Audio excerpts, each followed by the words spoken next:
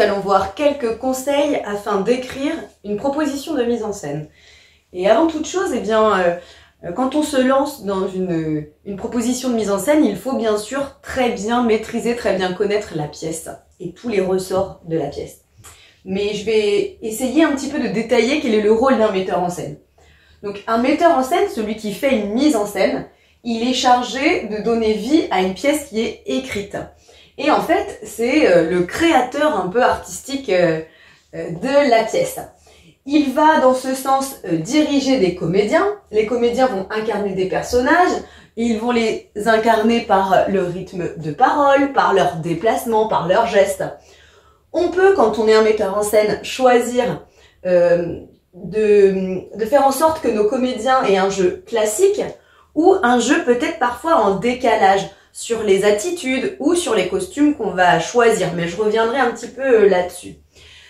Aussi, il y a des pièces classiques qui sont écrites en alexandrin et parfois, il y a des metteurs en scène qui choisissent de vraiment prononcer l'alexandrin, c'est-à-dire 12 pieds à chaque fois. Et comme ça, c'est très très poétique, très musical.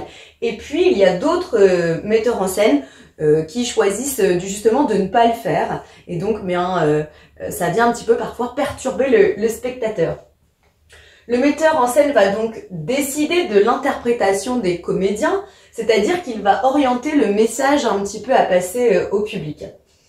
Les costumes, je le disais, sont aussi choisis, on va dire, par un costumier, mais sur les directives du metteur en scène. Et donc, ils sont portés par les comédiens pour incarner au mieux les personnages. Et on peut choisir des costumes d'époque, c'est-à-dire réalistes, qui collent au moment de l'écriture de la pièce. Par exemple, une pièce de Molière écrite au XVIIe siècle, il peut y avoir des personnages avec des fraises, ces espèces de col un petit peu blanc là, comme ça. Mais on peut aussi choisir de faire un décalage complet et de mettre l'avare en jogging, par exemple. Pourquoi pas? C'est une proposition de mise en scène. Ça dépend de ce qu'on veut en dire derrière. Ensuite, le metteur en scène, il aura son avis, en tout cas son idée sur les décors, sur les lumières, sur l'éclairage. Par exemple, si on veut qu'un personnage à un moment donné s'il est en train de parler et qu'on veut qu'il soit mis en lumière, ça s'appelle une douche. Comme ça, juste un éclairage sur un personnage. Ça, c'est sur décision du metteur en scène. De la même manière, il décidera du son et de la musique. On peut intercaler, j'ai vu des mises en scène où il y avait de la musique moderne, où il y avait aussi parfois des musiques de Lully qui a collaboré avec Molière dans les comédies-ballets. Donc là, ce sont des choix de mise en scène qui appartiennent à de la technique, mais c'est bien le metteur en scène qui décide de tout ça. De la même manière, pour les décors, il peut y avoir parfois des choix ultra audacieux. Je pense à Liermier et à sa mise en scène du jeu de l'amour et du hasard, où il y a un plateau comme ça qui est incliné avec des portes et des fenêtres, mais qui sont pas du tout comme ça, mais qui sont comme ça. C'est intriguant et en même temps, ça raconte quelque chose de la pièce sur l'inversion des rôles. Et lui, il a inversé le décor. C'est vraiment intéressant comme choix de mise en scène. Donc tout ça pour dire que quand on est un metteur en scène, évidemment, le texte guide le metteur en scène dans ses choix. Mais en fait, le metteur en scène propose une vision personnelle de sa lecture du texte. Il va pouvoir d'ailleurs ajouter des didascalies ou des accessoires. Si je veux accentuer par exemple sur le côté colérique d'un de mes personnages, je peux décider de dire à mon comédien, tiens, on va lui faire un tic nerveux. C'est pas dans le texte, mais ça vient comme ça nourrir la mise en scène.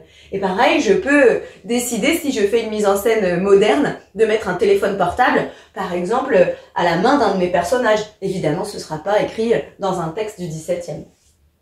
Juste pour ton information, quand on est avec les comédiens et qu'on veut juste répéter le texte, ça s'appelle une répétition à l'italienne. Tout le monde est là comme ça pour être sûr que le texte est bien intégré. Et quand on est juste à faire les déplacements comme ça, donc sous le regard du metteur en scène, on dit qu'on fait une répétition à l'allemande. J'ai mis, pour terminer, des noms de metteurs en scène connus, actuels. Sivadier, j'avais vu une mise en scène du misanthrope, c'était intéressant parce qu'il y avait effectivement des choses classiques avec des perruques et tout. Et en même temps, à un moment donné, il y avait des choix très modernes avec une photo de Berlusconi, c'était vraiment sympa. Michel Didim aussi qui a un travail intéressant, qui avait mis en scène Le Malade imaginaire, plutôt en costume d'époque, vraiment ultra sympa. Et Joël Pomera, très célèbre, qui a repris Cendrillon et qui a fait aussi Ça ira Louis fin de règne là.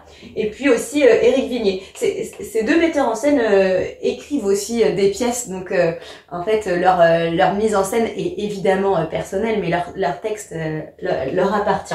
Alors que les deux dont je parle ici, Sivadi et Didier, m'avaient mis en scène du Molière par exemple. Mais on peut regarder tout ça sur YouTube parce que c'est difficile de savoir quel est le travail d'un metteur en scène. Donc plus on voit des mises en scène, finalement plus on se dit ah oui tiens, je pourrais reprendre cette idée que j'avais vue là ou là ou là. Donc sur YouTube il y a plein de mises en scène. Des fois à la télé il y a des spectacles qui sont proposés. En classe on t'en propose aussi. Faut pas hésiter, ou alors à aller évidemment au théâtre, ça c'est bien sûr le mieux. C'est pas que pour les adultes, c'est très intéressant aussi pour les plus jeunes. À toi de jouer à présent. Afin de voir si tu as bien compris quel était le rôle du metteur en scène, je te propose un petit vrai-faux. Tu es prêt? Pour la mise en scène, on est obligé de respecter le jeu et la diction classique. Alors, c'est vrai ou c'est faux? On imagine une pièce du XVIIe. Alors, est-ce qu'on est obligé de jouer vraiment en respectant parfois comme ça l'alexandrin? C'est faux. On a dit que là, c'était vraiment au choix du metteur en scène. Le metteur en scène choisit les décors. Vrai ou faux? C'est vrai. Le metteur en scène travaille en étroite collaboration avec les techniciens. C'est vrai ou c'est faux? C'est vrai, on a dit qu'il travaillait avec les régisseurs, les costumiers.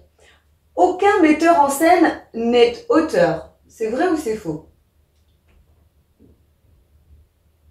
C'est faux. Moi, j'ai donné l'exemple déjà d'Éric Vignier et de Joël Pomera qui écrivent aussi. Et puis, il y en a beaucoup qui se lancent dans l'écriture. Ce sont les comédiens qui décident de leur façon de jouer. C'est vrai ou c'est faux? C'est faux parce qu'en fait, c'est sur les indications du metteur en scène au niveau de l'intention. Et pour terminer, une même pièce montée par un metteur en scène différent pourra avoir un message un peu différent. C'est vrai, c'est cette histoire de vision personnelle, parce que il y a eu des modes comme ça de jouer certaines pièces un peu à contre-emploi, par exemple de jouer le misanthrope, d'occulter totalement la teneur comique et d'en faire un peu un truc tragique. Et en fait, ça marche assez bien. Ça révèle un nouveau message. En tout cas, tout ça pour dire que le metteur en scène, c'est sa vision personnelle du texte et qu'en fait, on peut voir 10 fois la même pièce, mais mise en scène par 10 metteurs en scène, on n'aura jamais le même résultat. Et c'est ça qui est vraiment très intéressant. J'espère que cette notion est un peu plus claire pour toi maintenant. À bientôt! Maintenant que tu as tout compris, entraîne-toi en faisant les exercices ci-dessous.